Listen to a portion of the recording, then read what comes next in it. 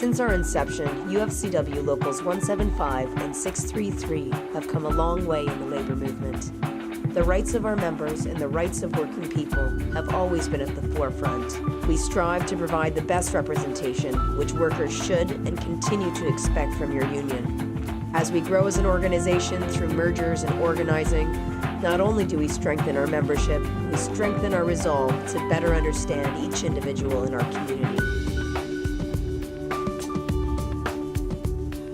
Local 459 had gone through a major restructuring with the closure of Heinz, which was their largest base of membership. There was the Heinz plant, 2 Cavendish plants, and Milo Phase, a distribution center. Through the National Council meetings, I had an opportunity to meet Rolando, who was the president of Local 459.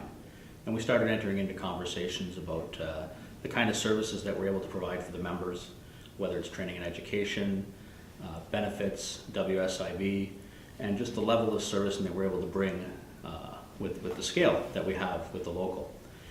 I also was able to talk to him about the benefits that a merger with 459 could bring, because we've been struggling as an organization to strengthen our presence in the southwestern region.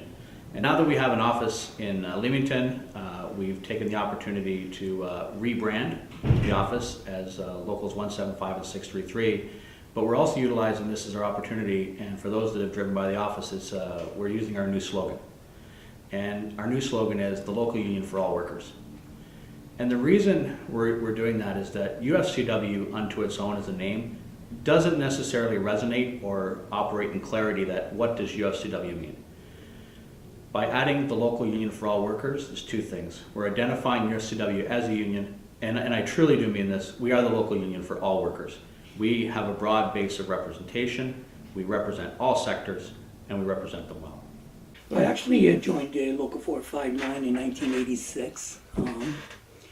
We were with Olmsted Foods plant, and at that time we had representation out of Local 880 Teamsters, and we decertified out of them, out of that local, and we came to this local, and it's been with 459 up to the merger with 175.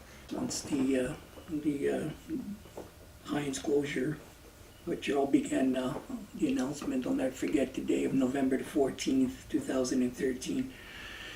That's when it all changed. And basically, I would say 6-7 months later, we picked the right choice and went with the, not only one of the most popular and known UFCW 175 is probably the biggest local in North America, one of the biggest. And I think it was an easy choice.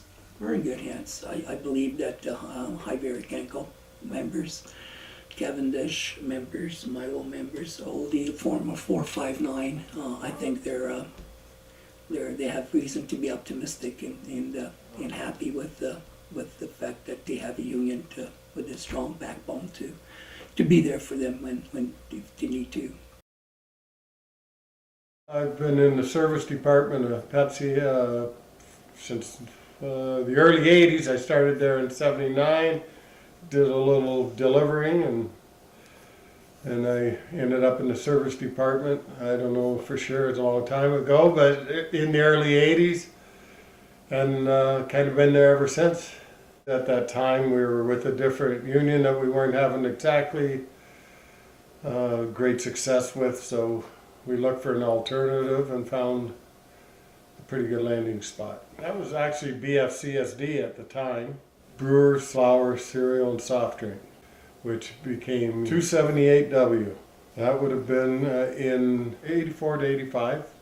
We were running into trouble with recruiting stewards in the workplaces, and we contacted Local 175 and ended up at a meeting in Chatham with Sean and Kelly. By then we were ready to go.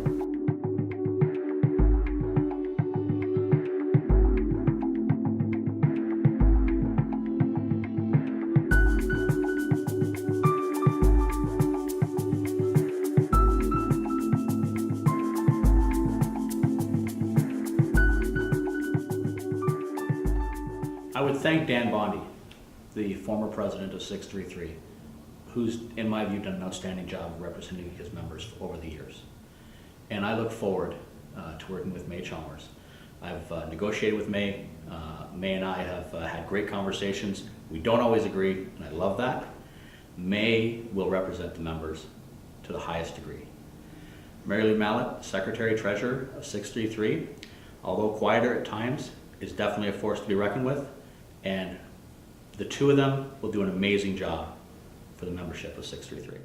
I started off with being the steward in the store, and then later on started to get involved with negotiations, and I have been through 6 sets of bargaining. In 2016, I was elected president of Local 633.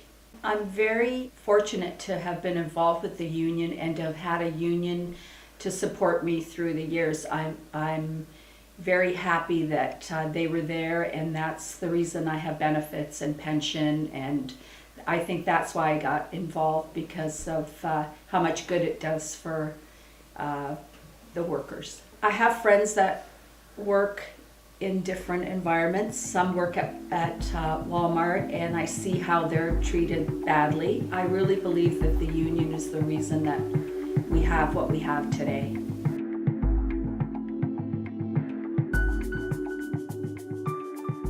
It's important that we recognize that we've changed a lot as an organization, and I believe we're moving in the right direction, but it's going to take time, and we got to keep moving in that direction. We have more women directors than we have now. We have more diversity in our staff than we've ever had.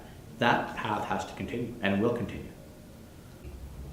You know, based on my experience when I started working at Pinty's Premium Foods in 1987, and I was very young, I was 19 years old at the time, and it was a non-unionized facility, and women were not allowed to hold any of the key positions in the factory. The women were only allowed to be line workers. It's one of the reasons why we unionized. So there was a lot of women who worked there that were single mothers. I was also a single mother, so the ability to be able to post into a higher position that paid anywhere from $3 to $5 more an hour was very crucial. When I came on staff with the local, there was 1 woman in a leadership role, and I'm proud to say that today there are 6 women in leadership roles, and we look forward to continually moving in the right direction. Some of the actions we are taking as a local union, for example, when we are entering into a set of negotiations, we do everything we can to negotiate a gender-neutral collective agreement to respect gender identity and gender expression. We've come a long way as an organization. We're not there yet, but with President Haggerty, myself, the executive board, and all the staff, we strive to be the most inclusive local union, not just with the units we represent, but with society as a whole.